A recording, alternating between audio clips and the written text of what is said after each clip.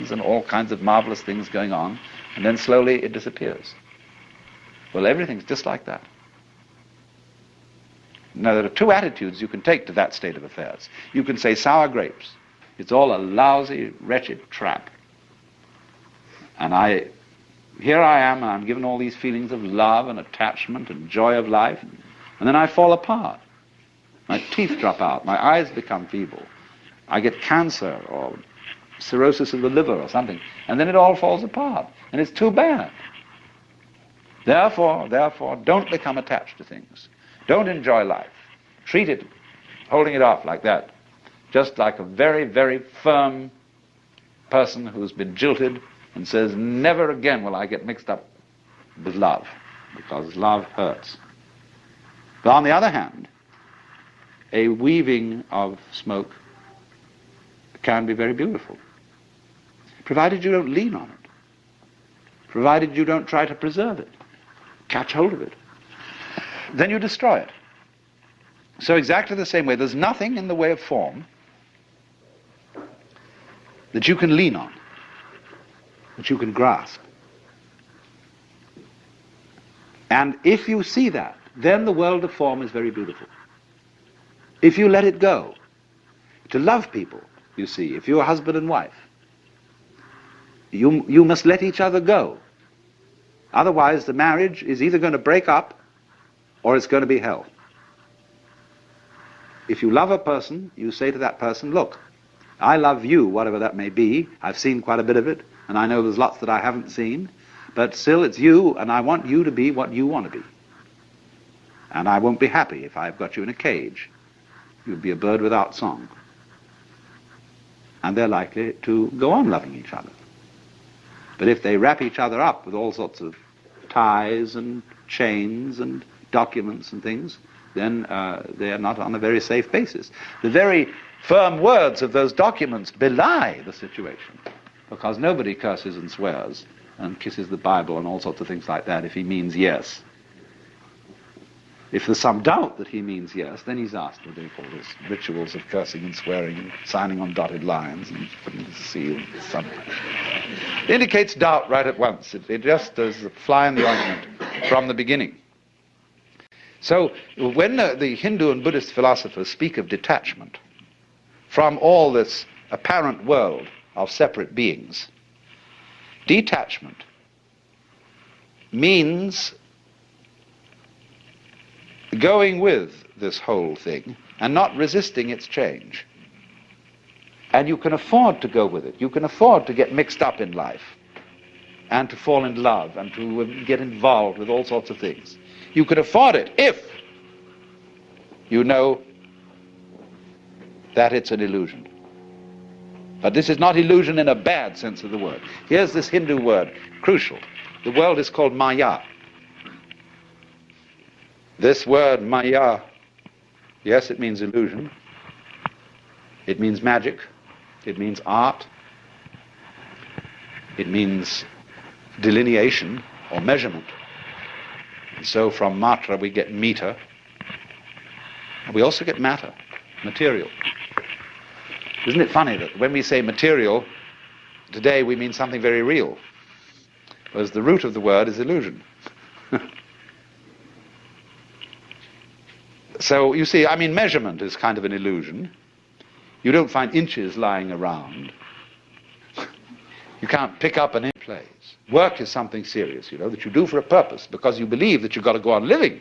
You work to survive, because you think you have to survive. That was one of the things they told you as a little child. You've got to go on, man. But you don't have to. This thing doesn't have to go on. That's why it does. I know that sounds paradoxical, but there's so many things in life that are like that. If I'm trying to impress people, I usually don't.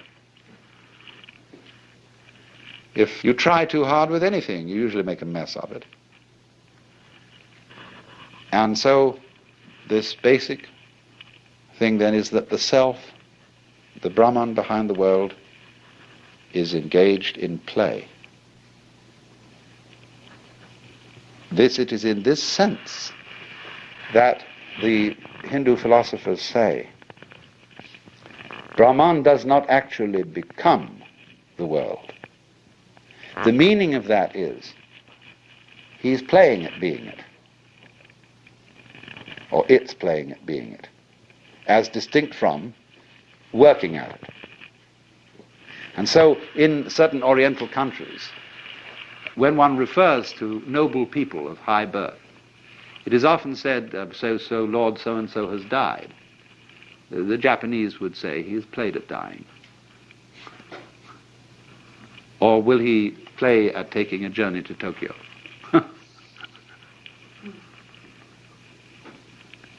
Also, remember this, although I've constantly used in this talk the word one to apply to the self, and central, the Hindus don't use this word except speaking poetically and loosely. The self is not one. The self is called non-dual. Because you see, the idea of one has an opposite. The opposite of one is many, or none. But the which than which there is no whicher has no opposite. There's nothing outside it. So you can't call it one, because one is an exclusive idea. It excludes two. So they call it, instead of one, they call it non-dual, which is Advaita. This is from the word, you see, Deva is the root meaning two. The V becomes U, so we get dual. And A is the meaning in Sanskrit often non. Non-dual, Advaita. And so it doesn't exclude anything. One is an exclusive word. Advaita is meant to be a totally inclusive kind of unity.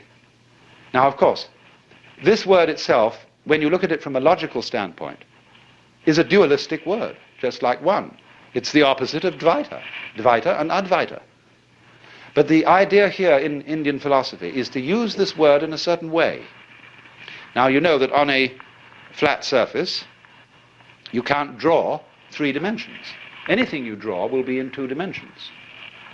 But why do we see 3 dimensions? Because of an artistic convention called one-pointed perspective, which will give you the illusion of a 3rd dimension. Now, in other words, a 2-dimensional line is being used to imply a 3rd dimension which can never be expressed on a flat surface. So in exactly the same way, Advaita is a word used specially to designate what lies beyond all logical categories.